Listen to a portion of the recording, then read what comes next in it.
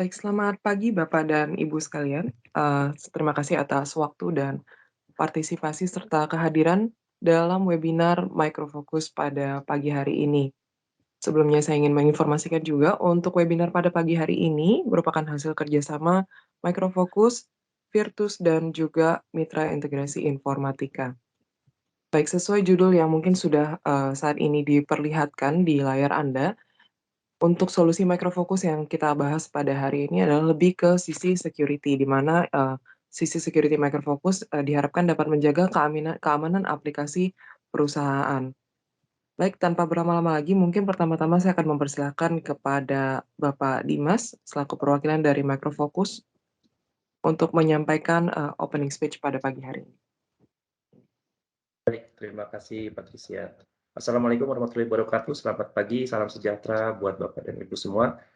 Terima kasih atas kesediaannya untuk mengikuti event pada pagi hari ini, yaitu dengan judul Solusi Menjaga Keamanan Aplikasi Perusahaan dengan Teknologi Microfocus. Mungkin sebelum mulai saya akan sedikit menjelaskan dahulu siapa itu sebenarnya Microfocus. Jadi kalau buat Bapak Ibu yang belum mendengar atau mungkin baru pertama kali mendengar Microfocus, kami adalah perusahaan asal Inggris, software provider yang sudah sudah ada selama 46 tahun, dari 1976 gitu. Dan banyak bergerak di solusi-solusi seperti untuk application development, kemudian IT operation, dan juga untuk security. Namun pada pagi hari ini, kita akan membahas khusus terkait application security. Nah, kenapa application security ini penting gitu? Karena saat ini mungkin dianggap sebagai sesuatu yang sekunder ya dalam proses pembuatan aplikasi. Jadi biasanya security itu dimasukkan di fase-fase terakhir atau fase-fase akhir dari pembuatan aplikasi. Sementara akibatnya adalah apabila hal itu terjadi, nanti pada saat ditemukan adanya kerentanan pada aplikasi di perusahaan, maka effort untuk memperbaiki aplikasi tersebut akan cukup memakan waktu. Belum lagi ada mengenai compliance atau governance yang mungkin bisa terjadi apabila ada data yang hilang selama aplikasi tersebut di-hack atau ada kerentanan seperti itu. Oleh karena itu, makanya cukup penting bagi kita untuk mengimplementasikan application security di fase-fase awal software development seperti itu. Dalam kesempatan hari ini, technical consultant kami, Malik, akan membahas mengenai bagaimana application security itu bisa berguna untuk perusahaan dan bagaimana kami mengaplikasikannya kepada perusahaan. Oke, tanpa berlama-lama lagi, mungkin saya akan arahkan kepada Malik untuk memulai. Silakan, Malik.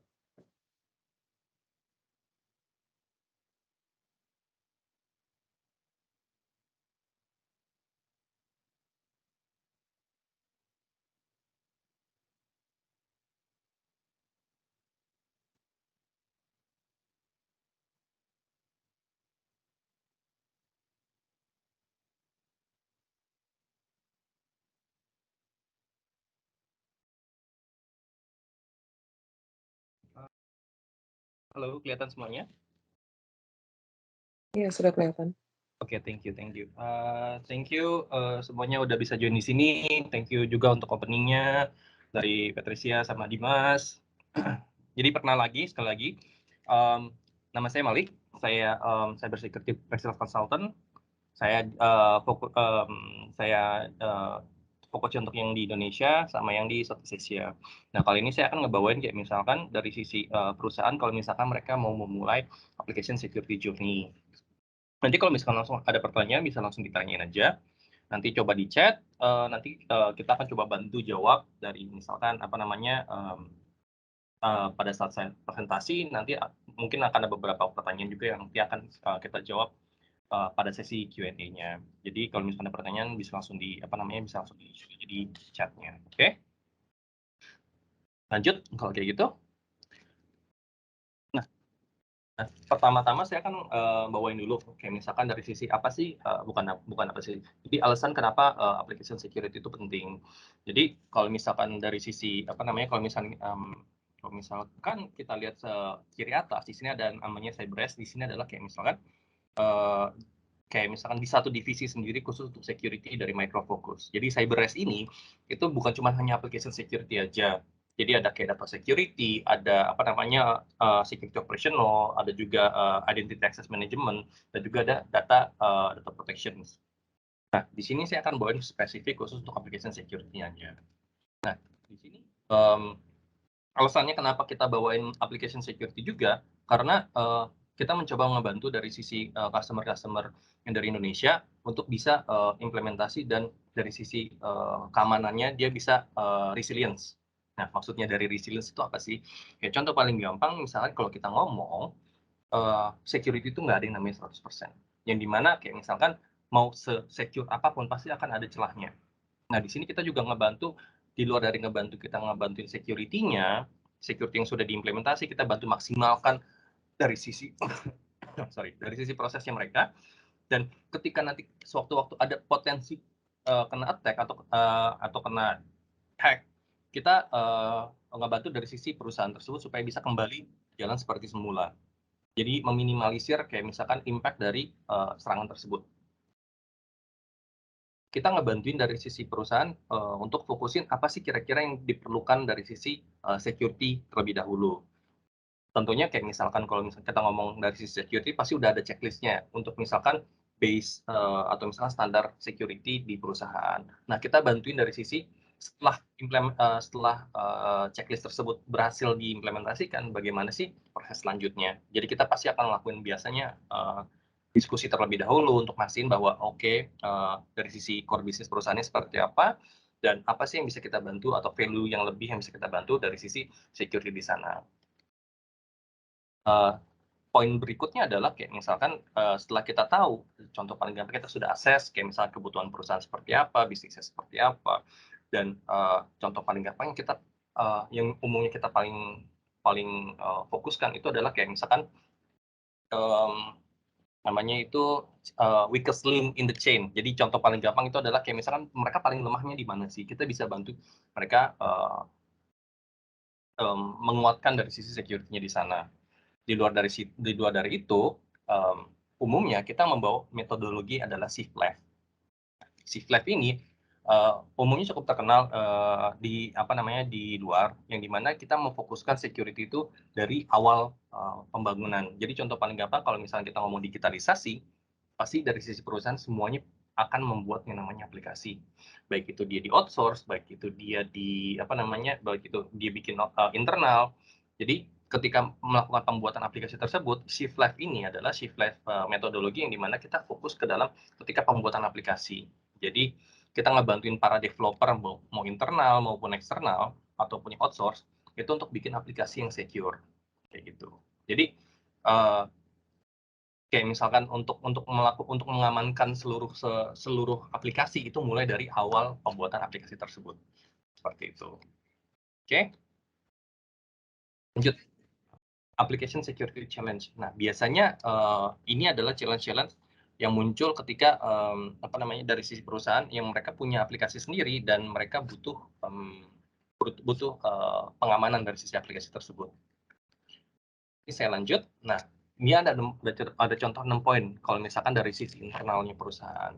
Kenapa saya mulai dari sisi internal perusahaan? Karena kadang-kadang ada beberapa klien kita yang mungkin mereka tahu mereka butuh security, tapi application security, tapi mereka nggak tahu bisa mulai dari mana, dan mereka biasanya umumnya pain point-nya atau problemnya adalah di sini, di 6 poin tersebut. Nah, saya mulai dari salah satunya dulu. Yang pertama adalah growing number application and attack. Contoh paling gampang.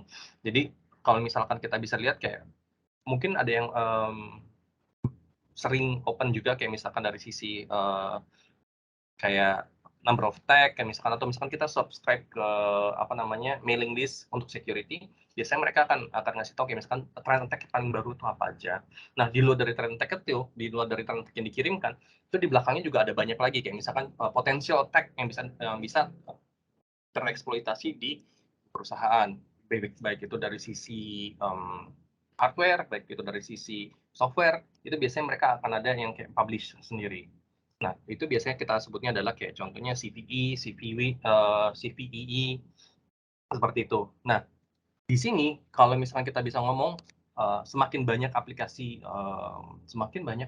yang kita kembangkan, semakin besar kemungkinan kita kena serangan. Oke, jadi kalau misalkan saya harus ilustrasiin, kayak misalkan contoh paling gampang kita lagi di hutan lah, kayak si perusahaan ini lagi di hutan, dan kita lari dari contoh paling gampang binatang buas. Nah, binatang buas itu adalah si attack atau hackernya. Jadi kita cepet-cepetan lari, kita cepet-cepetan nge-securing si aplikasi kita cepet-cepet nge-securing si aplikasi perusahaan, hardware perusahaan, dibandingkan si yang ngejar kita, yang attack si attacker tersebut. Jadi itu kayak misalkan kayak kejar-kejaran, dan itu selalu dan itu kejar-kejarannya nggak akan berhenti karena attack surface-nya itu akan terus bertambah. Sedangkan yang kita harus apply di aplikasi ataupun hardware ataupun dan antara software dan hardware itu yang kita pakai itu kita harus terus patch juga. Jadi ini kayak never ending battle lah di sini. Nah, berikutnya adalah yang lack of resource dan expertise. Oke. Nah, di sini saya bisa bilang lack of resource and expertise itu kita bisa ngomong dari sisi kayak misalkan engineer-nya atau developer-nya lah. Engineer-nya bisa network engineer, bisa operational engineer, dan itu bisa banyak lagi. Nah, kenapa resource ini penting? Karena hanya bisa karena kalau misalkan kita bisa ngomong yang bisa melakukan remediasi atau misalnya bisa melakukan patching itu adalah resource yang ada di internal perusahaan.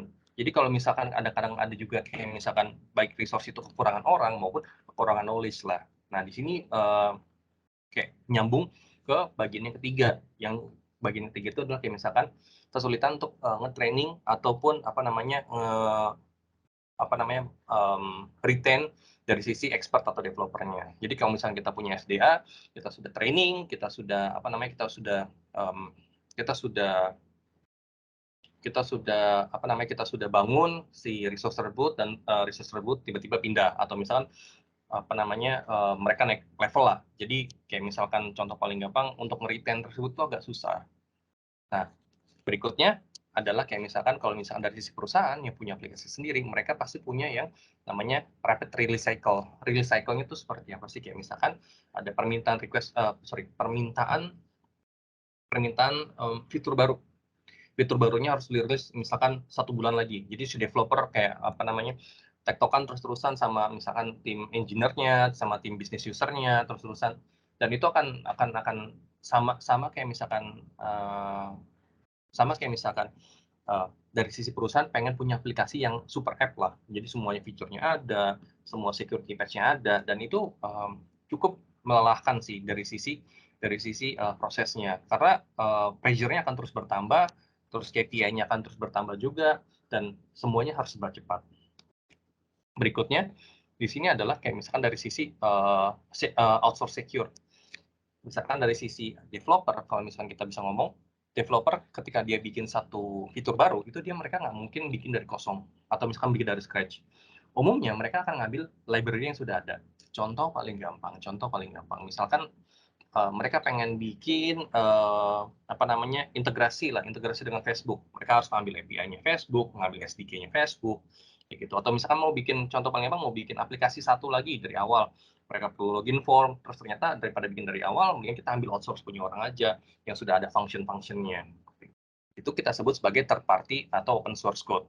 Yang dimana kadang-kadang kalau misalkan third party atau open source code itu belum tentu secure.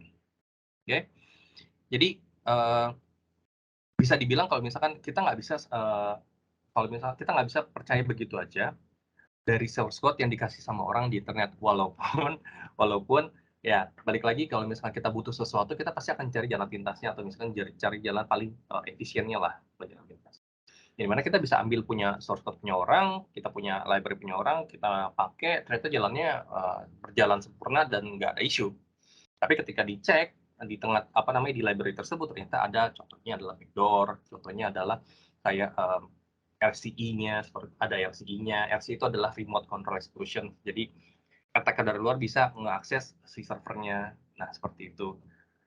Itu adalah salah satunya. Nah, yang terakhir adalah mungkin tadi sebutin juga sama Dimas dari sisi compliance requirement. Jadi ini umumnya saya temuin di customer yang yang dari sisi banking maupun yang finance. yang dimana mereka sudah punya harus comply dengan compliance dari sisi OJK. Nah, di sini kita juga bisa ngebantuin kayak misalkan di sini juga mereka harus comply dengan standarisasi tertentu seperti itu. Yang dimana kalau misalkan mereka nggak bisa comply atau misalkan mereka nggak bisa melakukan testing tersebut, mereka tidak eligible pada pada titik tertentu lah, pada ketentuannya dari sisi OJK-nya kayak gitu. Nah, ini adalah yang internal. Kalau misalnya kita ngeliat dari sisi eksternalnya seperti apa, kayak contoh paling gampang dari sisi attacker-nya nih. Kalau misalkan dari sisi attacker, kenapa sih mereka sebagian besar mulai melakukan attack dari sisi application? Karena ada beberapa contohnya yang dari sisi application security itu memang tidak mature. Di sini mungkin kita bisa lihat dari sisi contoh. Kenapa sih application security itu tidak mature atau misalkan mudah dijebol? Yang pertama adalah satu yang mature ini adalah si developer tidak melakukan secure coding. Jadi bisa kita bilang kalau misalkan semua developer itu bisa mengembangkan aplikasi, tapi belum tentu semua developer tahu ngelakuin bagaimana cara melakukan secure coding kayak gitu. Contoh paling gampang yang tadi saya bilang, secure coding mereka harus ngecekin dulu dari sisi library yang mereka pakai itu secure atau tidak. Terus contoh paling gampang mereka menggunakan best practice-nya nggak, atau misalkan bentuk umum dari sisi function itu digunakan dengan sempurna nggak, atau dilakukan dengan secure tidak. Itu salah satunya dari sisi yang mungkin dari sisi developernya. Terus yang kedua itu adalah attack surface yang tadi dibilang. Attack surface-nya kayak misalnya dari sisi aplikasi nih. Aplikasinya itu kalau misalkan bedanya dari sisi aplikasi makin banyak dia pakai library dari luar, semakin gampang itu dia kena attack juga. Dan apalagi kalau misalkan si aplikasi tersebut sudah public facing atau misalkan sudah saya sebutnya adalah public facing itu kalau misalkan dia sudah production ya, kita sebutnya. Jadi dari production, terus dia di open keluar, dari semua orang bisa mengakses. Jadi baik dari user yang user valid, terus user yang mungkin mereka belum mengerti, terus ada juga kayak user yang niat untuk melakukan attack. Jadi semakin banyak semakin banyak jalur yang bisa diakses, semakin besar kemungkinan si aplikasi kena serangan. Oke. Nah, berikutnya adalah accelerating reduce time. Jadi kalau misalkan kita balik lagi tadi ke internal, dari sisi perusahaan pasti akan menginginkan namanya super app, yang dimana fitur-fiturnya itu akan selalu bertambah, memudahkan user, dan bikin user itu makin engage sama si aplikasi tersebut. Nah, semakin cepat rilisnya, kadang-kadang kita nggak memperhatikan yang namanya application security. Yang penting si application tersebut rilis sesuai dengan timeline. Nah, ini yang bikin kadang-kadang dari si developer juga mereka ya udah nggak apa-apa, pokoknya ambil aja yang ada. Yang penting cepat jadi selesai tanpa ada isu, tanpa ada bug. Tapi di belakang kita nggak tahu seperti apa pembuatan aplikasi tersebut. Jadi kadang-kadang baik lagi ini kayak main kejar-kejaran dan bukan menyalahkan satu sama lain, tapi lebih ke dari sisi kebutuhannya. Memang ada kebutuhan dari sisi user, ada konflik dari sisi user yang butuh diperbaiki. Ini kadang-kadang yang bikin dari sisi developer juga kejar-kejaran kayak gitu. Nah, bedanya sama kayak contoh paling gampang infrastructure security itu apa sih? Kalau misalkan infrastructure security kan ketika mereka sudah di-ship atau misalkan mereka sudah sampai ke klien, mereka sudah di-harden. Mereka sudah di-harden dari sisi vendornya. Beda sama aplikasi yang dibikin dari nol atau misalkan dibikin berdasarkan logika si developer. Yang dimana logika developer pasti setiap developer beda-beda. Makanya kita butuh yang namanya standarisasi. Nah, terus berikutnya adalah investment-nya juga seperti apa. Jadi contoh paling gampang misalkan sudah punya firewall, tapi dia harus punya juga web application firewall untuk securein si aplikasi, terus mereka punya di belakangnya harus ada monitoring lagi kayak gitu. Jadi investment-nya akan berlapis-lapis. Makanya di situ biasanya umumnya dari sisi biaya cukup besar. Nah, berikutnya itu adalah secure out of the box dan never. Jadi yang tadi saya bilang, kalau misalkan dia udah di-ship, biasanya mereka udah di-harden. Dan hardening mereka itu udah sesuai standar internasional umumnya. Kenapa? Karena kalau misalkan nggak di-harden sesuai standar internasional, itu akan bermasalah sama dari sisi regulasinya. Karena nggak mungkin mereka diperbolehkan untuk menjual suatu barang yang vulnerable. Kayak gitu. Oke, semoga clear. Nanti kalau ada pertanyaan bisa langsung dimasukin di chat aja ya. Lanjut.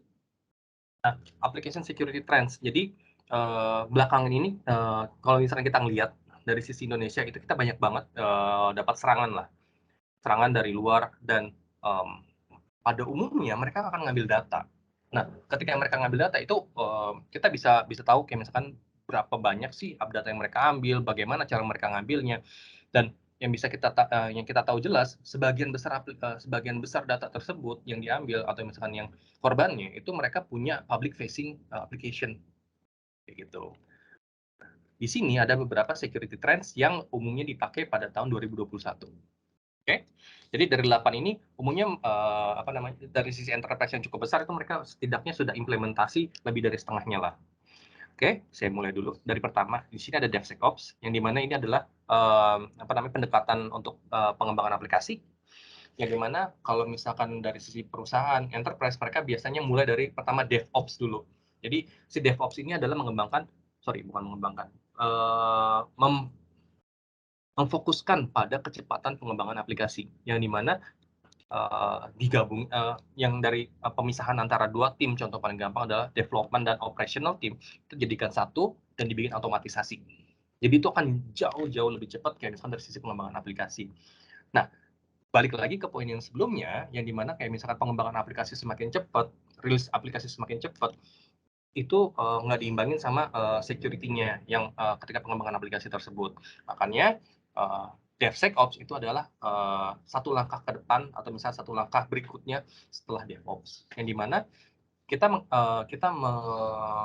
menggabungkan atau misalnya kita memasukkan security ke dalam proses DevSecOps tersebut. Jadi si developernya dapat bantuan dari sisi source code scanning, terus mereka akan ketika mereka sudah siap rilis mereka bantu juga di scan. Nanti kita bahas juga tools-tools yang dipakai. Jadi kalau misalkan simpelnya adalah DevSecOps adalah pendekatan pengembangan yang paling baru saat ini, yang paling sering dipakai, yang dimana dia ngefokusin ke kecepatan aplikasi dan juga keamanan pengembangan aplikasi atau SDLC-nya. Oke.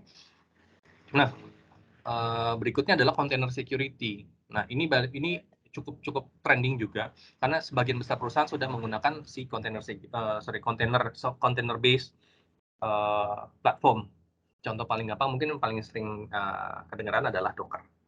Nah, Docker ini juga umumnya jadi kayak komponen utama dari DevSecOps, yang dimana otomatisasi pembuatan aplikasi, kayak contoh paling gampang ya, misalkan dari sisi si klien, mereka sudah punya source code-nya, sudah selesai, sudah secure, terus mereka pengen launching aplikasi tersebut, mereka udah nggak perlu lagi kayak misalkan, oh ya kita buka panel dulu, terus habis buka panel, terus kita generate dulu, kita define lagi satu-satu, misalkan butuh RAM-nya berapa, memorinya berapa, CPU-nya berapa. Nah, si Docker ini dia udah ngebantuin dari sisi cukup dengan file configuration satu kali misalkan kayak satu komen atau misalnya itu prosesnya diotomatisasi. Jadi source code udah siap, terus file configuration siap, total langsung di ship bareng-bareng, jadilah satu platform sendiri, satu web server sendiri atau web application. Nah, di sini otomatisasi ini umumnya belum disecurekan. Contoh paling gampang adalah kenapa belum disecurekan? Dari file konfigurasi yang dipakai itu harus disecurekan. Terus setelah di-build atau misalkan setelah jadi platform itu dia harus disecurekan juga. Makanya container security itu jadi salah satu application security trend di tahun lalu. Nah, next-nya itu adalah IAC security. Nah, IAC security itu adalah kalau misalkan mungkin kita masuk dulu ke IAC-nya dulu. Jadi IAC itu adalah infrastructure as a code. Jadi infrastrukturnya itu dibikin dari source code, yang dimana contoh paling gampang ya, yang tadi saya bilang lagi, kalau misalkan pakai Docker, mereka si tim operasionalnya dari DevSecOps ini, dia akan menggunakan Docker file atau misalkan Docker Compose. Nah, si file konfigurasi tersebut itu juga perlu disecurekan. Kenapa? Karena dari platform-platform, jadi contoh paling gampang misalkan kita pakai Tomcat. Tomcat itu ternyata kalau misalkan kita pakai as it is atau misalkan kita pakai tinggal tarik terus launching, itu nggak se-secure yang kita kira. Jadi kayak misalkan kita habis install biasa terus nggak ada yang securein. Makanya itu perlu yang namanya IAC security. Jadi ada beberapa step di pembuatan kontainer tersebut yang harus disecurekan via file config-nya. Jadi si Docker file itu harus disecurekan juga. Oke. Semoga nggak terlalu cepat. Jadi kalau misalkan ada pertanyaan bisa langsung tanyain juga ya. Berikutnya itu ada vulnerability management. Nah, vulnerability management ini fungsinya buat apa sih? Kalau misalkan kalau misalkan dari sisi perusahaan, mereka perlu tahu juga yang dimana kalau misalkan mereka sering punya aplikasi dan mereka udah pernah di pentest. Jadi mereka perlu tahu historical data dari sisi aplikasi mereka sudah sejauh mana sih disecurekan. Karena kalau misalkan kita pentest, contoh paling gampang ya, pentest terus kita dapat reportnya berupa Excel atau PDF. Excel atau PDF itu nanti akan dites lagi 3 bulan lagi, dites lagi 3 bulan lagi. Nah, mereka harus tahu nih secara garis besar aplikasi mereka sudah secure sampai sejauh mana, apa aja yang sudah dites. Terus security breach apa aja yang ditemukan.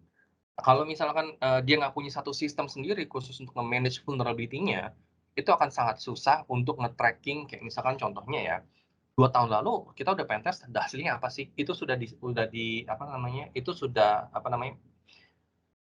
dia sudah di patching atau belum. Kalau belum di patching, apa sih langkah-langkah berikutnya kenapa dia belum di patching? Nah, itu harus terdokumentasi dengan jelas dan itu harus bisa terlihat dengan mudah.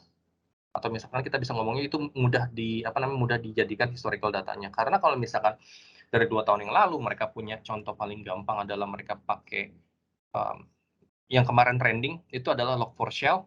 Jadi attack Log4Shell yang dipakai dari Java. Nah, ternyata mereka pakai Log4j terus dipakai terus-terusan sampai 2 tahun sampai sekarang. Terus tiba-tiba vulnerability-nya keluar, sampai sekarang belum di-patching. Ini nggak akan ketahuan kalau misalkan nggak ada vulnerability management. Yang dimana mereka nge-manage, mereka melakukan manage dari sisi vulnerability yang ditemukan. Kayak gitu. Ini salah satu pentingnya vulnerability management. Makanya dia jadi application security trends. Berikutnya adalah SAST plus DAST. Oke, SAST plus DAST mungkin kalau misalkan ada yang belum familiar, SAST dan DAST, one-liner-nya adalah SAST itu ada dia melakukan scanning terhadap source code.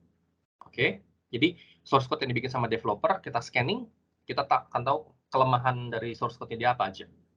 Yang kedua, itu adalah DAST.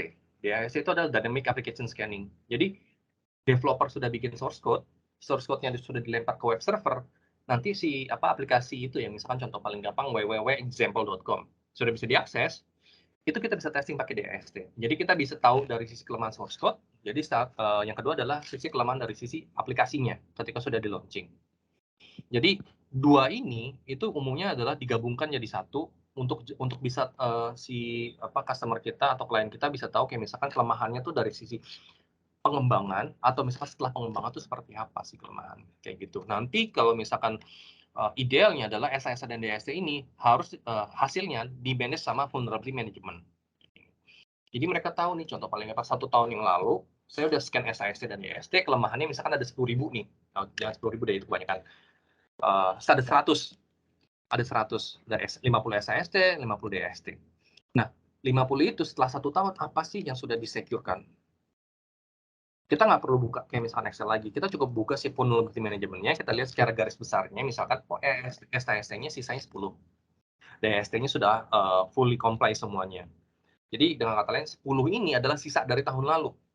Ketahuan nih, oh oke, berarti difokuskan dulu ke 10 ini supaya dari tahun lalu sudah selesai semuanya kayak gitu. Itu banyak dari sisi customer kita yang sangat terbantu dari sisi SAST DAST dan juga vulnerability management kayak gitu.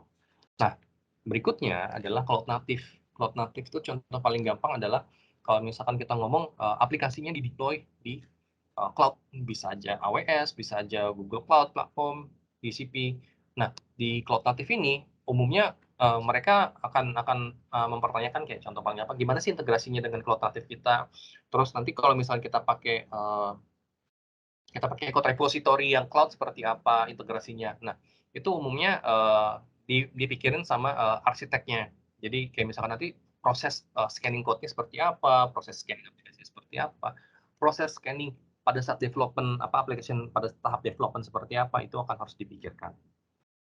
Berikutnya itu ada API security. Nah, API security itu sangat trending juga. Kenapa? Karena sebagian besar aplikasi itu sekarang mungkin di luaran ya, atau misalkan yang perusahaan yang fokus ke mobile application. Nah, API security ini dipakai sama banyak aplikasi. Contoh paling gampang yang paling umum adalah aplikasi web based application atau client based application yang dia narik data via API. Atau misalkan kalau web application biasanya lebih familiar sama kayak ada back end-nya, ada front end-nya. Jadi front end-nya dia narik data dari back end. Kayak gitu. Nah, ini dia di back end-nya itu dia pakai API security atau mobile applications yang dimana yang biasa kita pakai itu mereka narik data. Jadi kalau si mobile applications itu dia narik data dari server itu via API. Nah, nih, di API ini kalau misalkan tiba-tiba di tengah-tengahnya ada sniffer, jadi ada di tengah-tengahnya dia naruh kayak bug gitulah, apa bukan bug, ya sniffer lah kita sebutnya. Sniffer terus tiba-tiba ada request masuk lah, requestnya lewat sniffer. Jadi terus request kebaca sama sniffer, oh API-nya ini tuh ternyata. Terus requestnya apa, tokennya apa dapat, di tag lah si apa namanya si penyedia API tersebut. Tuh. Makanya di sini API security juga menjadi salah satu security trends, application security trends di 2021. Oke, lanjut. Yang berikutnya itu adalah open source security. Nah, di open source security ini dia ada kaitannya erat sama SIST, sorry. SIST. Jadi saya kasih pen. Jadi SIST ini fokus, ini dia banyak kaitannya sama SIST. Yang dimana SIST dia nge-scanning si source code, dan open source security itu nge-scanning library yang dipakai sama developer. Jadi kayak misalkan ketika dua-duanya dilakukan satu scan, jadi mereka akan tahu nih kelemahan dari sisi developer sama kelemahan dari sisi library yang mereka pakai. Kayak gitu. Jadi ini dari sisi application security trends ini mereka banyak yang terinterkoneksi lah satu sama lain. Jadi kalau misalkan bingung mau mulai dari mana, bisa kita bantu nanti kayak misalkan dari pertama cari sisi assessment dulu, dari sisi apa namanya fokus perusahaannya dari sisi apa, terus aplikasi yang pengen disebutkan seperti apa, terus mulainya harus dari mana, kita bisa bantuin di sana. Oke? Jangan lupa kalau misalkan ada pertanyaan nanti langsung dimasukin ke chat box saja ya. Kita mulai apa namanya implementasi application security secara kalau misalnya kita simplifikasi. Jadi ada beberapa klien kita yang mungkin mereka sudah pakai DevOps, terus ada juga masih pakai monolith, tipe monolith yang kayak waterfall. Nah, gimana sih cara supaya kita bisa cover semua customer kita atau misalnya potential customer kita. Nah, biasanya kita masuk ke simplified version-nya. Jadi dari semua SDLC pengembangan pasti semuanya punya proses yang disebutkan di sini. Jadi ada proses coding, ada proses commit, ada proses build-nya, ada testing unit-nya, ada integration test, ada review-nya ketika aplikasi sudah siap, terus ada staging-nya juga. Nah, ketika dia di launch di production seperti apa. Nah, ketika kita breakdown seperti ini akan jauh lebih gampang dari sisi customer mau dia pakai yang waterfall ataupun dia pakai yang DevOps. Kenapa? Karena secara proses mereka pasti akan sama. Jadi ada codingnya, terus ada apa namanya, ada compile-nya, terus ada SIT-nya, terus ada UAT-nya juga, gitu. Nah, di proses-proses ini kita bisa apa aja sih yang kita perluin dari sisi tools. Oke. Jadi kayak misalkan, oh oke, saya punya satu proses panjang, tools apa aja sih saya perluin untuk proses-proses berikut itu. Nah, di sini saya showing ya apa aja sih proses-proses ini, apa aja sih tools yang diperlukan. Jadi kita punya 3 tools utama. 3 tools utama ini kita udah mapping secara color, jadi secara warna, secara warna. Jadi dengan yang warna biru itu adalah ketika kita ngelakuin scan pada library atau source code. Oke, jadi yang biru itu adalah library atau source code. Dan yang warna orange itu adalah scanning terhadap aplikasinya, baik itu aplikasi API, web-based API, ataupun WebSocket lainnya. Jadi fokusnya adalah HTTP-based applications. Oke. Nah, untuk umumnya kalau misalkan untuk yang in-house development itu mereka akan butuh secara keseluruhannya. Tapi kita harus lihat dulu. Nih mereka mau fokus di mana. Umumnya kita akan ngasih kayak misalkan oke, kita harus akses dulu dari sisi customer-nya. Itu kalau yang in-house. Kalau yang contoh paling gampang di outsource eksternal itu paling gampang adalah contohnya ya yang umumnya dipakai adalah yang pertama di AST dulu. Kenapa? Karena kalau misalkan dari sisi aplikasinya itu pengembangannya di outsource, mereka perlu tahu nih bahwa aplikasi yang mereka terima itu secure atau tidak. Oke. Jadi mereka fokusnya adalah, oh oke, saya dapat aplikasinya, saya akan ada SIT atau UAT. Nah, SIT atau UAT-nya kita gabungin satu lagi, jadi ada security testing. Jadi SIT, UAT itu security testing, kayak gitu. Nah, security testing ini kita pakai yang DAST sebutannya. Jadi Dynamic Application Security Testing. Si aplikasi yang udah dikasih ke kita atau misalnya dikasih ke customer-nya, mereka sebelum serah terima ya BAST, mereka harus review dulu nih pakai DAST. Jadi kalau misalkan si customer-nya dapat kayak misalkan contoh paling gampang, oh iya udah di pengembangan aplikasi udah selesai nih, misalkan 3 bulan. Setelah 3 bulan dikembangkan, kita testing pakai security testing kita, pakai web inspect atau misalkan DAST tools, ketemu misalkan critical-nya ada 5, high-nya ada 10. Nah, kan secara logika kan masa kita beli barang dapat sesuatu yang vulnerable atau misalkan gampang diserang sama attacker atau hacker, kan nggak mungkin juga seperti itu. Jadi umumnya jadi tools si DSC kita ngebantuin si perusahaan tersebut yang mereka outsource aplikasinya untuk ngebawa term security juga ke sana. Jadi tidak boleh ada critical, yang high-nya juga tidak boleh ada. Jadi ketika di-review sama aplikasi kita, mereka itu harus mereka tahu bahwa si perusahaan ini dia akan dapat aplikasi yang sudah disecurekan. Jadi saya ngomongnya ada aplikasi yang sudah disecurekan. Jadi ini tidak menggantikan tidak ada yang namanya kayak misalkan security 100% sama yang tadi saya bilang. Security 100% itu nggak ada di dunia ini. Masih ada kemungkinan itu bisa di-attack, tapi sudah diminimalisir kayak gitu. Nah, kalau misalnya untuk dari sisi in-house developer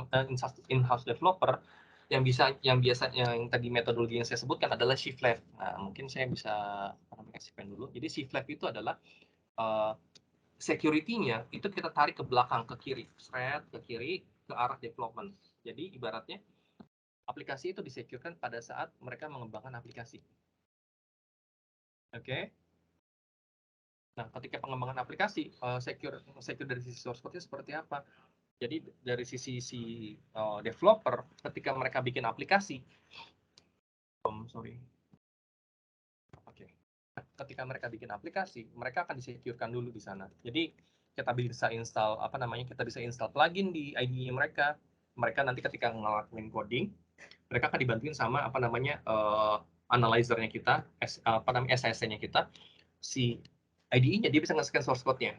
Jadi kalau misalkan si developer perlu bantuan untuk tahu nih vulnerability apa aja yang dari sisi source code, itu kita bisa bantu dengan plugin kita. Terus mau tahu juga nih secara open source library-nya yang mereka pakai secure atau enggak, itu bisa juga di IDE. Nah, ketika mereka ngelakuin merging terhadap source code, contoh paling gampang di perusahaan ada 10 developer. Nah, 10 itu bikin semuanya masing-masing beda fitur. Nah, ketika dijadikan satu, pengen di-launching sebagai satu versi yang baru, sebelum di-launching itu si source code yang sudah disatukan itu akan di-scanning lagi.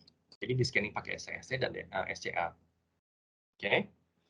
Nah, di situ mereka akan tahu nih kelemahannya apa aja sih dari fitur-fitur yang baru dipakai itu. Kayak gitu. Jadi ini sangat bagus kalau misalkan diimplementasikan ke yang in-house development. Begitu. Jadi mereka akan tahu kelemahan dari sisi source code-nya seperti apa. Sebelum bisa dilakukan ke SIT, belum launching ke SIT. Jadi biasanya ada standarisasi di klien, misalkan di customer kita, yang mereka melakukan otomatisasi kalau misalkan mereka sudah implementasi DevOps, jadi masuk ke DevSecOps. Ketika mereka masuk ke dalam ketika mereka ngelakuin commit atau mereka melakukan merging source code, si CI/CD platformnya, si CI/CD servernya, mereka ngecek kalau misalkan ada perubahan nggak sih di source code-nya. Oh, ada perubahan, tolong dong di-scan. Dan itu prosesnya otomatis. Itu tidak perlu di-trigger secara manual. Itu itu bagusnya dari sisi DevSecOps. Kayak gitu. Jadi manual checking tetap ada dilakukan, tapi setelah scanning itu selesai dilakukan. Jadi nanti tugasnya dari sisi security itu fokus ke finding dari sisi false positif sama komunikasi sama developer untuk mitigate-nya seperti apa. Karena balik lagi untuk aplikasi kadang-kadang ada vulnerabilities di satu komponen, ternyata di komponen lainnya sudah dimitigasi. Contoh paling gampang misalkan, oh ya input ini tidak boleh seperti ini, tapi udah dimitigasi nih sama misalkan contoh paling gampang JavaScript-nya atau apa kayak gitu. Jadi harus ada komunikasi di antara dua tim tersebut. Nah, sisanya kalau misalkan untuk pakai DAST itu kan jauh lebih gampang. Kenapa? Karena DAST akan ngasih tahu, DAST tools kita akan ngasih tahu kayak misalkan, oke, kelemahannya ada di URL mana, pakai request-nya seperti apa. Itu akan sangat mudah direplikasi sama tim security daripada mereka harus nyari-nyari sendiri satu-satu. Jadi balik lagi kalau misalkan saya akan apa namanya, kalau misalkan dari tim security, mereka akan fokusnya ke hasil scanning dari si tools ini yang ada di bawah 3 ini. Kayak gitu.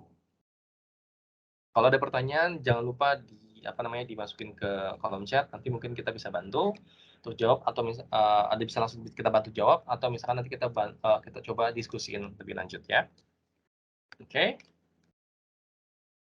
Nah, di sini kita ada portofolionya dari sisi Fortify yang kita bawa. Jadi kita ada 2 penawaran sebenarnya. Ada yang on-premise, yang internal, ataupun yang SaaS-based. Jadi kalau misalkan untuk government biasanya mereka lebih prefer on-premise. Cuman kalau misalkan untuk butuh yang contoh paling gampang adalah butuh 1 kali scanning aja, atau misalkan kita nggak pengen investasi infrastruktur, yang SaaS service itu biasanya paling diminatin. Jadi salah satunya, saya mulai dari komponennya dulu ya. Jadi di sini komponennya ada yang namanya SAST kita, namanya Static Code Analyzer. Terus DAST tools kita namanya Web Inspect. Terus kita juga ada Vulnerability Management, namanya Software Security Center. Jadi terus saya jelasin dulu yang terakhir. Yang terakhir itu adalah Software Composition Analysis. Jadi ada OEM-nya kita, nanti bisa kita integrasiin semuanya. Jadi contoh paling gampang, hasil scan dari source code dari SAST sama SCA itu akan dikumpulkan jadi satu tempat di Software Security Center. Begitu juga sama scanningnya DAST, semuanya akan dikumpulin di Software Security Center. Nah, kalau misalkan dari sisi manajemen seperti apa mereka fokusnya? Fokusnya kalau misalkan dari sisi manajemen, mereka melihat dari sisi pengembangan, progres dari mitigasi vulnerability yang ditemukan. Oke, jadi yang tadi saya bilang, kalau misalkan dari satu aplikasi nih, dia udah scan SCA, SAST, sama DAST, jadi kan mereka jadi satu project. Satu project itu mereka punya kayak tadi yang saya bilang 100 vulnerabilities. Misalkan yang high-nya berapa, yang critical berapa, mereka punya 100 vulnerabilities. Nah, progression-nya adalah kayak misalkan sebelum rilis yang paling baru, atau misalkan sebelum rilis berikutnya, setidaknya 10%. Kita ngomongnya realistis, misalkan 10%, karena developer juga tetap harus bikin fitur baru lah. Oke, 10% sebelum rilis berikutnya harus sudah dimitigasi. Oke, kalau misalnya kayak itu caranya, nanti tinggal dicek aja. Jadi kan dari sisi software security atau misalkan dari si vulnerability management biasanya kan ada versi 1, versi 2, versi 3. Versi 1 harus versi 2 harus lebih aman daripada versi 1. Versi 3 harus lebih aman daripada versi 2. Dari sisi manajemen akan jauh lebih gampang untuk nge-tracking yang namanya KPI dari sisi security. Kayak gitu. Jadi ini bukan hanya ngebantuin dari sisi tim developer, tim security sama sama tim operasional, tapi ngebantu juga dari sisi manajemen bahwa ngelihat bahwa seaman apakah aplikasi mereka. Kayak gitu. Secara garis besar atau misalkan secara holistik lah, secara kalau misalnya kita ngelihat dari overview-nya seperti apa. Jadi itu akan memudahkan. Dan kalau misalkan mau yang tadi dibilang ada compliance juga, kita pengen secure secara compliance, itu bisa dilakukan juga. Kenapa? Karena kalau misalkan view berdasarkan vulnerabilities, berarti dengan kata lain, secara vulnerabilities dengan kata lain, kita bisa juga rubah temuan kita menjadi contoh paling gampang adalah compliance OPS top 10. Jadi kita view sebagai OPS top 10, nanti kelihatan checklist ini sudah apply, sudah comply. Oh, ada yang belum. Kayak gitu. Jadi dari sisi tim manajemen juga lebih gampang. Kayak gitu. Oke, berikutnya untuk yang SaaS service kita ada yang namanya Fortify on Demand. Jadi kita ada offering yang sama. Jadi offering yang sama kayak di atas. Ini dia, SCA, SAST. Nah, offeringnya itu hampir sama. Jadi kayak bedanya adalah dari sisi customer tidak perlu melakukan instalasi infrastruktur apapun. Mereka cukup pakai portal yang sudah disiapkan, terus tinggal di pointing, contoh paling gampang pointing ke source code repository, atau misalkan pointing ke web application yang sudah dipublish, seperti itu. Itu yang dilakukan sama beberapa customer kita. Nah, berikutnya adalah kita ada offering juga namanya MAST ini dia. Jadi kalau misalkan kita lihat di sini ada MAST. MAST itu apa sih? Beda sama SAST dan DST. Yang SAST itu scanning source code, DST itu scanning web application. MAST itu dia fokus ke mobile application. Jadi untuk beberapa customer kita yang mereka itu fokusnya di mobile applications, dan mereka pengen tahu nih setelah mereka compile si source code mereka akan dapat yang namanya antara APK ataupun IPA file. Oke, APK dan IPA file ini butuh di scan ulang, butuh di reverse engineering. Nah, itu pakai yang namanya MAST. Oke. Jadi kita bisa scan source code, kita bisa scan web application ataupun API, kita bisa scan yang namanya binary file juga, namanya pakai MAST. Nah, itu khusus untuk si APK dan IPA file. Di luar itu kita belum ada supportnya. Oke, kalau misalkan kurang jelas nanti mungkin bisa tanya lagi di kolom chat. Nah, saya balik lagi ke yang kelebihan dari sisi on-premise dan masing-masing kelebihan dari sisi SaaS service.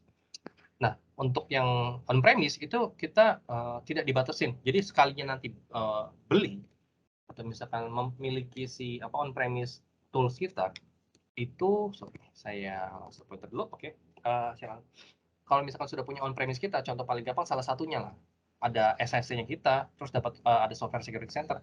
Mereka itu tidak dibatasin dari sisi scan-nya, tidak dibatasin dari sisi project, tidak dibatasin dari sisi line of code-nya. Oke. Jadi kalau misalkan contoh paling gampang dari sisi aplikasi perusahaan, mereka punya 100 aplikasi nih.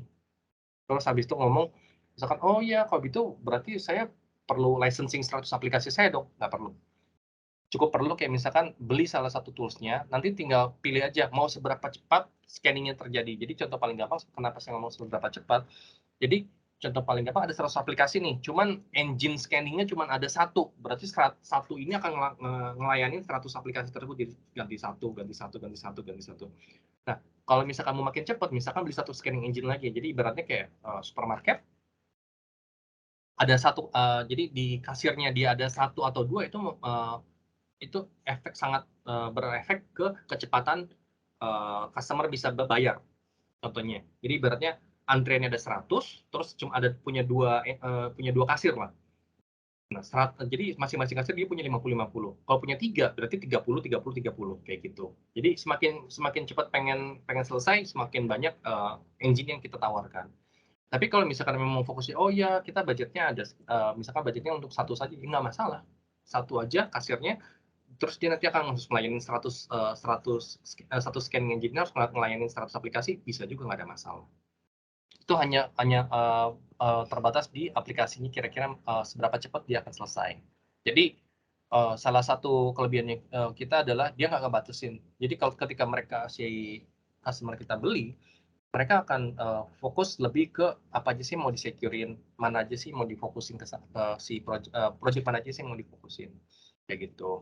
Nah, untuk yang SaaS base-nya kita, dia subscription base. Nah, ini dia per application subscription-nya. Jadi kalau misalkan ada satu aplikasi, misalkan contoh tadi saya bilang, customer kita punya mobile application. Dia punya mobile applications, dia punya di dua platform, satunya Android, satunya iOS. Dengan kata lain, subscription base-nya dia perlu dua aplikasi kayak gitu. Itu cara mudah ngitungnya.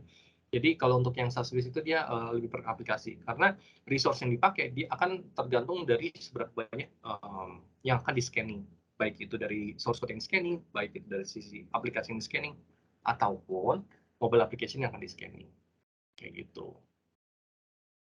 Nah, portofolio kita itu semuanya sudah bisa terintegrasi sama CI/CD platform. Jadi kita punya API, kita punya CLI juga, tergantung nanti bagaimana dari CI/CD-nya mau integrasi sama sama produknya kita. Jadi ini semuanya sudah ready untuk integrasi atau misalkan untuk DevSecOps model, kayak gitu. Lanjut. Nah, ini mapping secara mudahnya seperti apa, Cak? mapping mudahnya. Jadi untuk yang on-premise kita punya SAST, kita punya DST, tapi yang MAST tidak ada. Kalau misalkan pengen yang ada MAST-nya, berarti dia harus ambil yang SaaS-based-nya. Nah, integrasi bisa kata seperti apa sih integrasinya? Contoh paling gampang, SAST ini baik yang on-prem maupun yang cloud-based, itu dia bisa integrasi ke IDE. Jadi yang tadi saya bilang, dari sisi developer, mereka bisa nge-scanning source code yang mereka bikin setelah mereka selesai bikin atau misalkan setelah mereka selesai melakukan perubahan. Contoh paling gampang adalah mereka sudah bikin kayak source code, misalkan source code untuk bikin login form. Login formnya udah selesai, terus mereka pengen scan. Itu nanti akan muncul kayak satu menu sendiri, cukup di di scan kayak misalkan Fortify, terus klik scan, itu akan otomatis nge-scan sendiri. Di luar itu kita juga ada yang namanya kayak fungsionalitas Microsoft Word. Oke, pasti semuanya familiar sama Microsoft Word. Yang dimana kalau misalnya kita ngetik bahasa Inggris, bahasa Inggris kadang-kadang kalau ejaan yang salah dia akan muncul garis garis bawah warnanya merah. Nah, itu punya fungsionalitas yang sama. Jadi ibaratnya security assistant-nya kita itu ngebantu secara real time, ngetik, oh ternyata ini function A itu tidak boleh dipakai karena dianggap tidak secure dan deprecated. Ya udah, di remove sama developer. Nanti dikasih tahu kan gimana sih caranya, terus diganti sama apa, itu bisa dilakukan. Terus berikutnya adalah bisa nggak integrasi sama source control atau repository? Bisa. Ya, ini bukan cuma dua ini aja ya. Jadi di luar dua ini masih bisa kita pakai Git atau misalkan masih pakai FTP pun bisa juga, nggak ada masalah. Jadi ini hanya mainstream brand yang kita support gitu. Terus CI/CD servernya seperti apa? Jenkins, Bamboo, Azure DevOps kita udah sering ketemu. Yang salah satu yang kita sering ketemu juga namanya GitLab, kita juga support. Ini kenapa nggak dimasukin karena udah nggak muat. Gitu aja. Jadi bukan berarti nggak disupport, kita support tapi tapi karena emang udah nggak muat aja. Oke, open source type. Jadi kalau misalkan mau pakai yang OEM kita bisa, kalau misalkan mau di luar itu bisa juga, nggak ada masalah. Nanti semua hasil scanning itu akan dipuling ke satu tempat vulnerability management punya kita. Nanti dari sisi dari aplikasi kita bisa lihat secara holistik atau misalnya secara garis besar atau overview sudah berapa sih temuan yang kita dapatkan dan sudah seberapa banyak kita sudah seberapa jauh kita melakukan remediasi. Oke. Lanjut, build tools-nya itu adalah kayak contoh paling gampang Ant, Maven, Gradle, atau ya ini adalah compiling tools-nya lah yang bisa dipakai. Di luar itu, nah kita sering ketemu nih sama customer kita yang mereka sudah punya ticketing system sendiri. Kita paling sering ketemu di Indonesia itu adalah Jira. Jadi, oh iya kita sudah punya, kita udah pakai Atlassian Stack, misalkan. Iya ternyata mereka ticketing sistemnya udah pakai Jira. Nggak apa-apa, kita bisa integrasi juga sama ticketing system mereka. Apa yang kita temukan di tools kita dari SAST, DAST, atau MAST, kita bisa kirimkan atau misalnya kita lempar ke dalam Jira. Jadi nanti di Jira atau misalkan developer yang fokusnya di Jira aja, ya udah si tim security ngecek ternyata oh oke, ini benar-benar vulnerability, kita kirim ke Jira. Jadi kayak cuma tinggal klik kanan send to Jira terus bikin tiket baru, itu akan selesai langsung. Jadi nggak sulit untuk integrasinya untuk ticketing system kayak gitu. Oke. Nanti kalau misalkan ada pertanyaan lagi mungkin bisa langsung di yang tadi saya bilang di chat box, nanti kita akan coba bahas. Nah, kita masuk ke dalam use case-nya nih. Use case-nya untuk penggunaan Fortify itu seperti apa yang dari CyberRes kita. Contoh paling gampang, ini salah satu yang cukup terkenal, ini SAP. Jadi SAP itu dia pakai Fortify juga untuk ngelakuin yang namanya shift left. Oke. Jadi kalau misalnya kita bisa bilang yang tadi saya jelasin, shift left itu adalah identify and remediate vulnerabilities in the software development lifecycle. Jadi mereka mencoba menemukan vulnerabilities pada saat si aplikasi itu dibikin.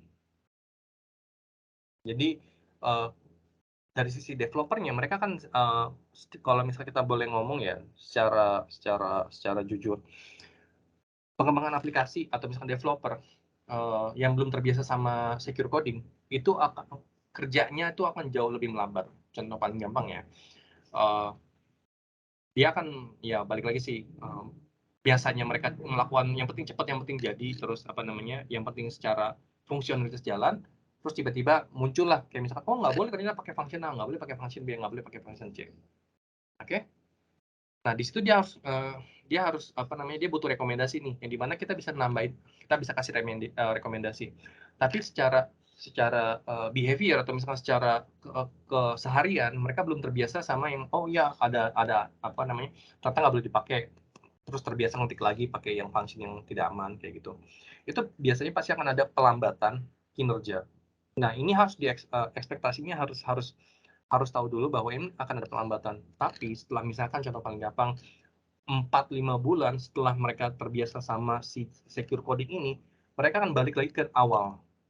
Balik lagi ke kecepatan awalnya mereka. Jadi, oh ini oke, udah tahu nih function ini nggak boleh, udah tahu function ini nggak boleh, udah. Mereka lanjut terus. Jadi, dari sisi pengembangan aplikasi, udah punya standarisasi. Standarisasinya bentuknya seperti apa? Standarisasi source code-nya.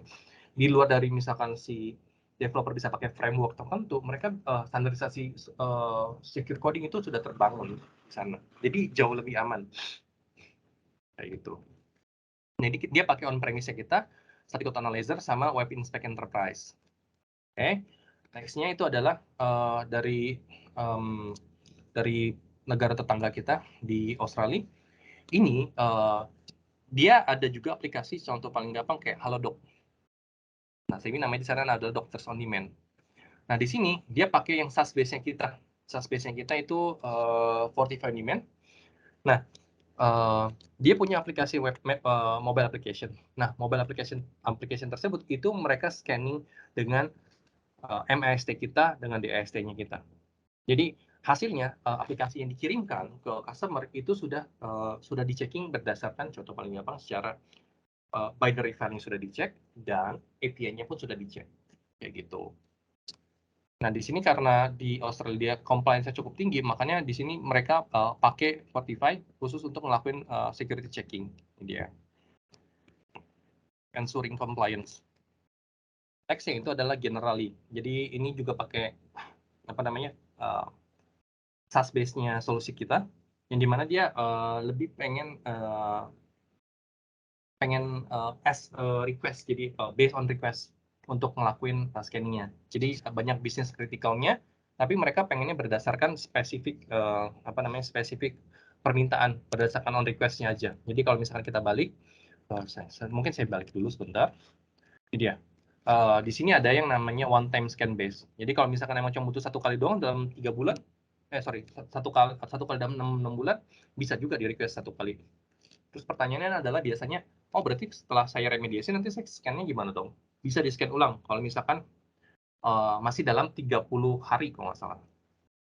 Jadi one time scan itu adalah scan 1 kali, terus remediation scan-nya di dalam kurun waktu 30 hari. Ya gitu. Jadi nggak cuma 1 kali sesuai dengan tulisannya sih. Lanjut. Nah, ini beberapa contohnya adalah beberapa testimoni dari customer kita. Kalau misalkan emang pengen tahu juga, pengen ngecek secara online, mungkin bisa kita cek dari sisi ini Gartner Peer Insight ataupun dari PeerSpot.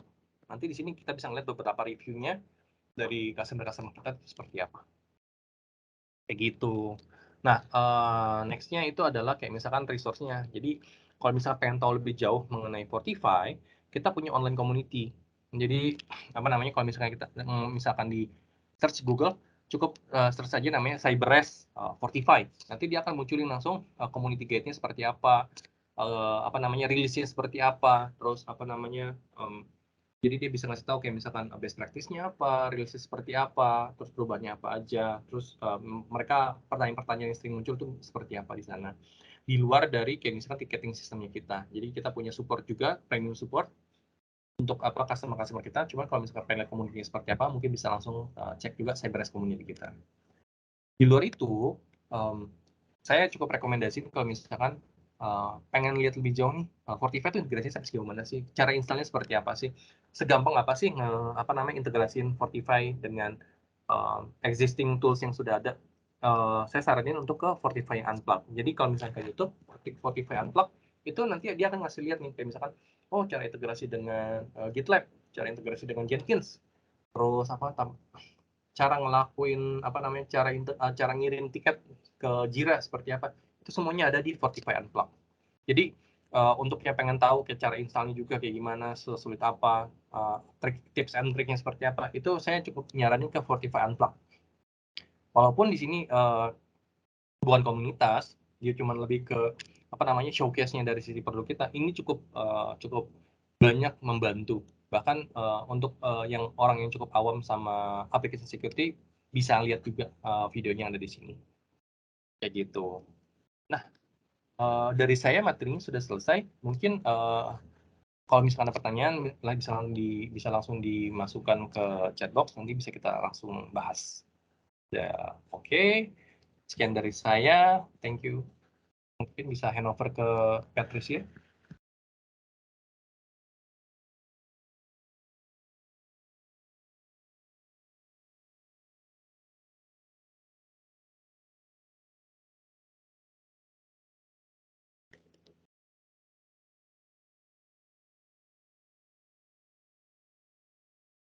Thank you Bang Malik untuk sesinya. Nah, kita mungkin akan masuk lebih lanjut ke dalam Q&A ya. Jadi mungkin ada beberapa pertanyaan nih lumayan banyak Bang Malik. Kita mungkin jawab lebih dipersimpel aja kali ya Bang Malik. Jadi kalau yang pertama ini ada pertanyaan dari Pak Mawardi. Kalau solusi dari Micro Focus ini diimplementasikan, terus apa aja sih yang perlu dipersiapkan, best practice-nya seperti apa? Oke. Kalau misalkan mau diimplementasikan, jadi kita perlu tahu dulu kalau misalkan dari sisi perusahaan itu mau diperbolehkan nggak untuk memakai SaaS base. Kalau misalkan untuk diperbolehkan, mungkin akan lebih mudah kalau pakai yang SaaS base-nya kita. Terus kalau misalkan mau yang on premise, kita punya kayak specification seperti apa, integrasi seperti apa. Di luar itu, di luar dari misalkan diperbolehkan atau enggaknya, kita perlu tahu kayak misalkan tools apa aja sih yang pengen diintegrasikan. Karena balik lagi, kita pengen memudahkan dari sisi customer untuk implementasi tools kita. Jadi kita perlu tahu, mungkin lebih tepatnya adalah assessment ya. Jadi kita harus ada assessment dulu, sampai sejauh mana mau diimplementasikan, dan untuk masalah kayak misalkan kebutuhannya ataupun licensing, nanti dari sisi assessment itu kita bisa ambil alih. Jadi kayak misalkan kita bisa ngasih rekomendasi paling bagus seperti apa, terus kayak misalkan integrasi seperti apa. Jadi mungkin biasanya kita assessment dulu aja. Karena bagi kita tadi saya bilang ada beberapa perusahaan yang mereka development-nya itu outsource. Jadi kita harus cek juga apa aja sih yang bagus yang kita implementasikan di perusahaan tersebut, kayak gitu. Oke, semoga cukup menjawab. Oke, jadi sebenarnya nantinya sesuai lagi balik ke kebutuhannya masing-masing company ya, Bang Malik ya. Jadi best practice ini mungkin nggak bisa digeneralisir gitu ya. Jadi nanti mungkin Pak Mawardi kalau boleh kita juga jadwalin sesi one on one ya mungkin, jadi biar kita bisa ngerti lebih lanjut juga, jadinya kita bisa ada sesi konsultasi nih bareng sama misalnya Micro Focus, yaitu Bang Malik. Oke. Nextnya kita mungkin ada pertanyaan dari Pak Edi Chow yang nanti akan dijawab by chat, terus dari Pak Muhammad Faisal Arif ya. Pagi nih Pak Malik, mau tanya soal solusi dari Micro Focus ini terbuka dengan opsi POC atau trial ke customer atau enggak sih? Oke. Monggo Bang Malik. Thank you. Jadi gini, kalau misalkan pengen dilakukan adanya POC itu bisa kita lakukan. Jadi nanti paling dari sisi kita butuh tahu juga apa yang mau dites. Nanti kita siapin kayak contoh paling gampang POC form-nya. Nanti cukup di respon balik ke kita. Nanti kita bisa siapin semuanya. Apa aja sih yang dibutuhkan, dari requirement-nya apa aja, terus step-stepnya seperti apa. Nanti kita bisa get back langsung dari sisi kita. Nanti dari sisi customer cuma perlu kasih info aja sih kira-kira apa yang mau di testing, dan kita open kok untuk testing nanti mau yang SaaS based maupun yang on premise. Oke, thank you Bang Malik. Berarti nanti Pak Faisal feel free langsung kontak ke teman-teman MII juga boleh untuk kita langsung bantuin terkait dengan POC atau trial yang mau dicoba. Jadi misal ada opsi mau on-prem-nya ataupun on-cloud-nya, nanti kita bisa bantuin. Mungkin ada limitasi di waktu aja ya Bang Malik ya, dan juga jumlah aplikasi yang mau dites. Oke, next-nya ini ada Pak Doni dari Wings. Tanya terkait dengan kayaknya ada solusi yang hari ini belum kita bahas nih. Ini kayaknya kalau saya lihat ada solusi dari SIEM atau offsite-nya kita. Jadi apakah Fusion require both interset dan ISM atau hanya salah satu, tapi mungkin ini kita bisa bahas di sesi lain karena kita akan fokus di Fortify untuk hari ini ya. Terus gimana sih cara terbaik untuk memfilter false positif di Fortify? Nih Bang Malik. Oke. Kalau misalkan cara terbaik ngefilter false positif, sebenarnya kita ada yang namanya audit assistant. Jadi audit assistant itu kita itu kayak dia ngelihat dari sisi, jadi dia ada machine learning-nya, dia ngelihat dari sisi pertama yang sering kita flagging false positif itu apa. Nanti kedepannya ketika nge-scan ulang, dia akan ngelihat pattern yang sama. Contoh paling gampang adalah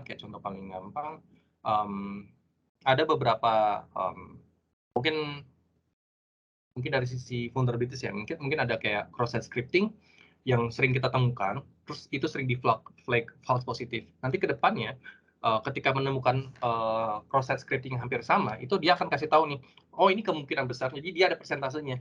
Dia ngasih tahu persentase ini kemungkinan false positif. Nah, nanti dari tim security bisa kalau misalnya false positifnya lebih dari di atas 80%, mungkin bisa langsung di flagged as false positif. Tapi tetap harus ada yang namanya manual action di sana. Jadi kita akan menampilkan kayak seluruh temuan kita dari misalkan 1 sampai 10. 1 sampai 10 itu nanti akan punya beda-beda nih chance untuk kemungkinan false positifnya dari audit assistance kita. Nanti dari yang paling tinggi kemungkinannya bukan false positif itu coba dites. Jadi itu bisa membantu untuk mengurangi false positif. Tapi dia tidak menghilangkan false positif ya, karena emang harus ada action-nya kayak gitu. Karena balik lagi kalau misalkan kita ngomongin dari sisi security, kita perlu tahu apa sih yang mungkin jadi attack surface ke aplikasi kita kayak gitu. Jadi lebih baik dimunculin, tapi dikasih tahu kemungkinan false positif daripada tidak dimunculin sama sekali kayak gitu. Jadi kalau misalkan ada yang ngomong ya false positif kita dari 100 source code, kita cuma nemu 5 nih, tapi semuanya false positif. Dengan kata lain ada di luar dari 5 itu, di luar dari 5 yang tadi, itu pasti akan ada false positif yang ada false positif, atau misalkan ada kemungkinan dia benar-benar vulnerability tapi dihilangkan kayak gitu. Jadi ini juga jadi salah satu isu dari sisi customer kita yang mungkin dari sisi resource kurang, yang dimana mereka harus ngecek, oh ya ini false positif bukan, ini false positif bukan. Tapi balik lagi untuk menentukan bahwa itu false positif atau bukan, itu emang perlu human interaction, atau misalkan emang harus ada manusia yang ngecekin itu. Kalau misalkan nggak dicek, jadi satu hal, tools ini adalah ibaratnya kita mesinnya itu tidak menggantikan manusia. Jadi emang perlu ada manusia di belakangnya untuk memastikan bahwa ini sudah berjalan dengan benar. Atau misalkan temuan yang ditemukan itu memang benar vulnerable kayak gitu. Oke. Ya, kita next ke pertanyaan selanjutnya, masih dari Pak Doni. Ini ada pertanyaan terkait apa sih bedanya ini antara software composition analysis dan juga SCA tools. Mungkin ini karena penamaan ya aku bantu jawab. Jadi kalau buat yang software composition analysis ini sebenarnya lebih ke open source, sementara SCA ini kalau tools yang di Fortify itu adalah nama produk dari SAST-nya kita gitu. Iya. Jadi kalau misalnya ada mix itu ya mungkin emang dari penamaannya kita aja sih. Jadi makanya tadi saya sebutin selalu SAST sama SCA. Jadi takut ada ketukar-tukar. Iya, betul. Oke nih, masih ada beberapa pertanyaan. Jadi untuk environment yang hybrid, pertanyaan dari Pak Sugianto nih. Jadi untuk dev ataupun QA-nya ada on cloud, ada juga on premise gitu ya. Mungkin kalau hal-hal yang seperti ini ada tips and trick-nya nggak nih, Bang Malik? Sorry, boleh diulangin? Agak Ya, lanjut. jadi kalau misalnya environment-nya ini hybrid nih, ada yang on premise dan juga on cloud nih, Bang Malik. Nah, itu gimana untuk secara best practice-nya dari sisi kalau ini saya nangkep mungkin dari microfokusnya ya, implementasi microfokusnya nih, antara hybrid dan juga on-prem. Tadi udah sempat dibahas sih ya, mungkin mau di-highlight tipis aja, Bang Malik. Oke. Mungkin saya coba share dulu ya. Mungkin saya balik lagi ke slide yang sebelumnya ya. Jadi, ini dia. Jadi kalau misalkan untuk dari sisi implementasinya. Nah, ini kita juga sering ketemu si customer kita yang mereka punya on premise sama mereka punya on cloud. Nah, kira-kira kita harus pakai yang mana? Kadang-kadang kan si customer-nya pertanyaan seperti itu. Nah, kalau misalkan prefer untuk tool punya dari sisi apa namanya? Dari sisi keluasan, dari sisi infrastructure, kita akan nyaranin untuk pakai on premise. Sebentar ya, saya masukin. Ini dia. Kita akan nyaranin untuk pakai on premise. Oke. Jadi contoh paling gampang, mereka punya data center sendiri dari customer kita, atau misalkan mereka punya server room sendiri, mereka bisa menyediakan server. Mungkin kita akan menawarkan untuk on premise. Kenapa? Karena SLA-nya itu bisa di-manage sama customer kita sendiri. Dan secara komponen itu mereka bisa manage sendiri juga semuanya. Cuman kalau misalkan dari customer-nya prefer untuk yang apa namanya SaaS base, kita bisa kasih yang SaaS service-nya kita. Nah, kedua offering kita ini yang untuk on premise dan SaaS service itu kita bisa integrasiin ke on premise-nya customer dan on cloud-nya customer. Jadi nggak akan ada masalah untuk scanning-nya. Selama koneksi dari sisi apa namanya tools kita bisa dapat mengakses ke dalam si kedua platform tersebut. Jadi kalau misalkan on premise kita mau bisa di cloud bisa juga, atau misalkan mau pakai yang cloud based service-nya kita bisa juga, kayak gitu. Jadi nggak akan ada masalah, tergantung nanti koneksinya aja seperti apa. Dan ini juga pernah dilakuin sama beberapa customer kita yang mereka pakai hybrid. Jadi ada yang di cloud, ada yang di on premise kayak gitu. Contoh paling gampang ya, source code-nya disimpan di on premise, database di on premise, tapi dari sisi apa namanya web application-nya mereka ada yang di cloud. Gitu. Itu nggak ada masalah kok. Semoga cukup menjawab. Udah jelas sih harusnya ya Bang Malik. Jadi kalau misalnya nanti ada yang kurang jelas juga feel free buat di chat di chat box-nya lagi, atau nanti bisa request one on one session sama MI dan juga akan dibantu sama tim research-nya Microfocus ya.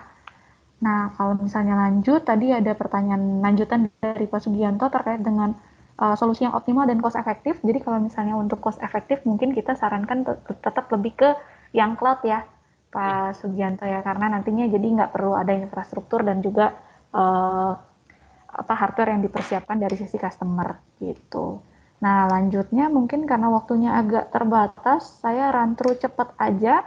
Buat yang simpel mungkin kita akan langsung jawab. Jadi yang lanjutannya dari Pak Iwan Daikin. Ini Fortify Static Code Analyzer melibatkan apa aja untuk menjalankannya? Terus mungkin lebih ke kali ini mungkin saya jawab by chat aja nanti ya. Terus pertanyaan lanjutannya adalah SAP nih, Bang Malik, ini kayaknya lumayan menarik. Jadi terkait dengan SAP yang tadi, sebenarnya Fortify ini tuh dijalankannya di mana sih? Securing-nya tuh seperti apa sih gitu? Oke. Jadi untuk use case SAP ini nanti mungkin kayak misalkan case study-nya mungkin nanti linknya bisa kita share aja. Jadi bisa ngelihat langsung kayak white paper-nya dari sisi use case-nya SAP. Nah, ini SAP itu dijalankannya di on premise. Jadi kalau misalnya kita bisa lihat di sini solutionnya kita pakai SAST-nya kita sama Web Inspect Enterprise. Nah, kalau misalnya kita tarik mundur, nah di sini SAST-nya kita sama Web Inspect-nya kita itu adalah untuk yang on premise. Jadi mereka ngelakuin implementasi ini di on premise, dan tim developer-nya juga mereka on premise kayak gitu. Itu cukup menjawab. Saya Yes. Oke, jadi nanti boleh banget langsung visit ke websitenya kita dan juga YouTube-nya Microfocus gitu ya, Bang Malik. Oke, karena waktunya udah mepet banget, saya mungkin oper balik ke Patricia ya. Monggo, Patricia.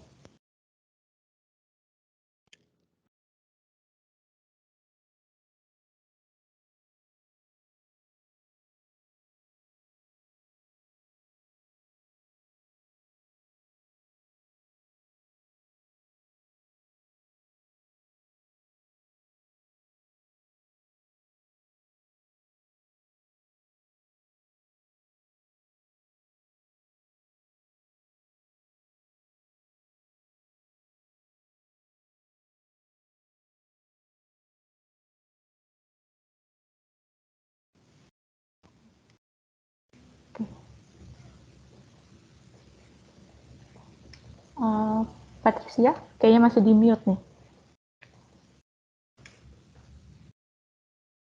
Oh ya, sorry, masih mute ya? Sekarang udah kedengeran? Oke, udah kedengeran. Yuk. Thank you. Baik, kalau begitu karena sesinya juga sudah berakhir ya, sekarang kita akan masuk ke sesi berikutnya, yaitu untuk pemilihan best, question. Di sini kita lihat, sepertinya partisipan cukup antusias ya untuk, menanyakan mengenai solusi, microfocus. Tapi tenang saja Bapak Ibu, jadi, untuk sesi tanya jawab ini sendiri tidak berhenti sampai di sini saja. Jadi nanti, dari tim kami akan menghubungi Bapak Ibu untuk memberikan sesi lanjutan untuk sharing knowledge mengenai solusi microfocus terutama di bagian security.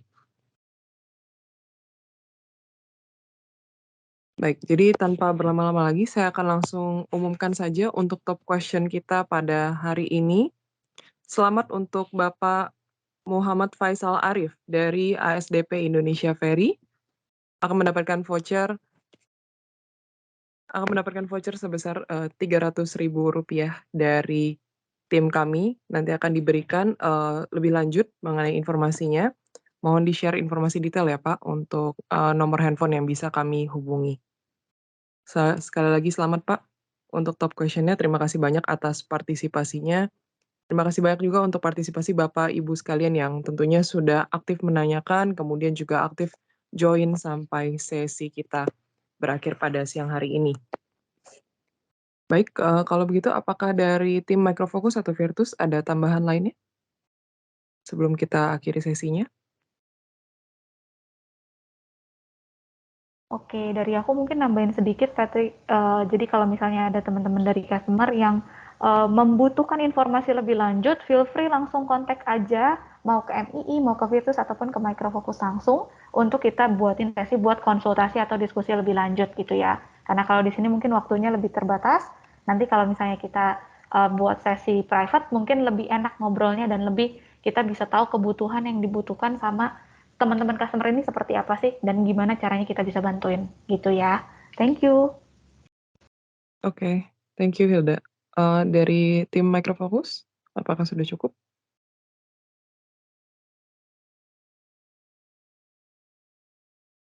Baik, sepertinya kalau sudah tidak ada lagi, kami akan mengakhiri sesi webinar pada siang hari ini.